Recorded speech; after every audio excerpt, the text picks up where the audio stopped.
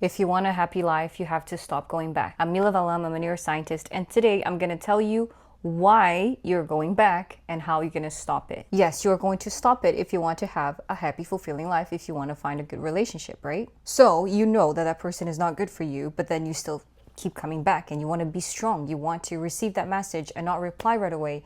You want to be able to say no for when he invites you over for Netflix and chill. If you know for sure he isn't good for you, why are you coming back? Well, I'm gonna relieve your situation a little bit and tell you that it's not entirely your fault and there is a way out of this. What happens is that usually when it's someone we cannot get away from, it's rarely, very rarely a healthy relationship, because what you're facing now is a pattern of addiction. You are literally addicted to that person, to that feeling, to the I want a little bit more of what he gave me before. And that feeling is really hard to put aside and just go do your daily things. So that's why I'm here today, because if it was that simple, you would have done it already, right? But you clicked on this video because you don't want to go through this anymore. So now that you know it is an emotional addiction, I'm going to give you the step by step and you have to follow if you are serious about this, okay? Everyone that has an addiction has to take the treatment very seriously. Most of the clients that I have are in this emotional addiction loop, and this is exactly what I give them. So in a healthy relationship, we have freedom. If we are away from that person, we're not constantly thinking about them 24/7. We have a little bit of space. We think about them, of course, you love that person, but it's not a constant. You know, it's the same when you're hungry, and then if you constantly think about food, then you have food noise, and that's not good for you. You're going to end up eating more, and it's the repetitive cycle. So it is kind of similar, because the areas of the brain are the same that are working towards the addiction of someone, the addiction to food, or any other type. So in a healthy relationship, you have space, and in a relationship that is toxic, you don't have space because your mind doesn't let you. So a lot of things might be happening or might have happened for you to think that person is good. They probably started with giving you everything you've always wanted, and then what they probably did is they took it away from you.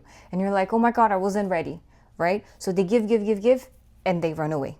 Give, run away. That is what creates addiction, because you have a very high, and then you have a very strong low. And then you find yourself wanting more of that high, but it's never the same. It's never as good as the first time that you felt it, because now there's fear, there's anxiety, and all of the bad things that comes with someone that has an addiction, with the feeling of addiction. And then you might think that you should work on your self-esteem. You're like, no, I want to work on my self-esteem. I want to work on myself more. You are right. You do have to have those things. You have to work on your self-esteem, and you have to love yourself more and have an identity of your own.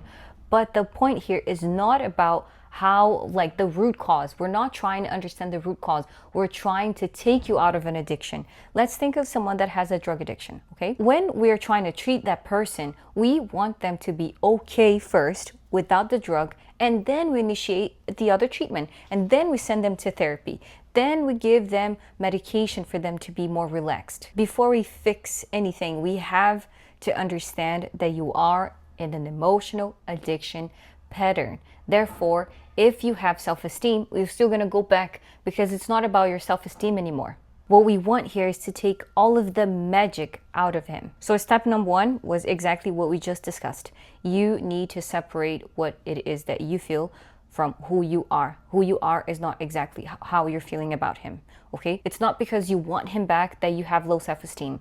It's not because you want to spend the rest of your life with him that you don't love yourself. So you don't have to worry about that. You can just separate both things. The second thing we're going to do here is you're going to stay away from that person if you don't have kids with them. If you have kids with them, then I understand. So then you need to limit your contact with this person. It is harder because it's like the drug is going to be there. The object of your addiction is going to be in front of you all the time. But if you don't have kids with that person, then you stay away from them.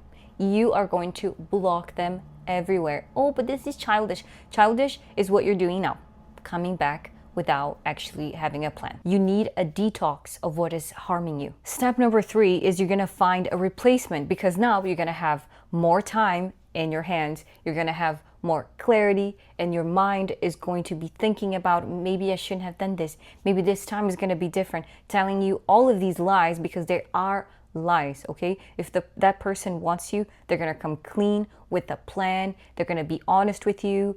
If you're a girl, probably are because you're watching my videos and I make videos for girls, you know that a guy, you have to understand that a guy, when he likes you, there is no doubt. There's no like, oh, I'm going to be with her for a little bit and then I don't want her anymore. There's no such thing. It's a very clear yes, believe me. So now with this time on your hands, you need to find replacements. That could be, you're going to learn how to play tennis. You're going to learn a new language. You're going to study more. You have to have a focus.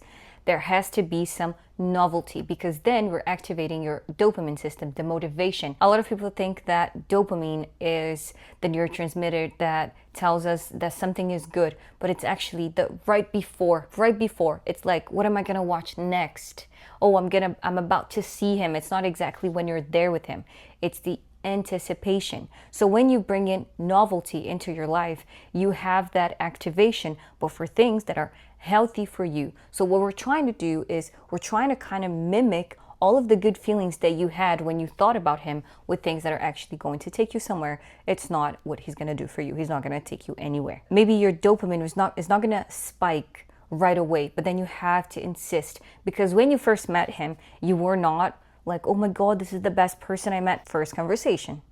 So it is something that takes time, and it's like that for your hobbies, and it's like that for your life. Nowadays, we're so used to very rapid fixes, right? Oh, I want this now. And I know I'm a Gen Z, I know. So I also want everything fixed by yesterday, but that's not something that is good for our brain. We need to be patient, and we need to build things that's going to be great for you. So find a hobby that you actually like and you can maintain, because you need consistency for everything in life. If you want to work with me, I do offer one-on-one sessions. Don't forget to subscribe if you like this type of video, and I'll be bringing more nice things for you.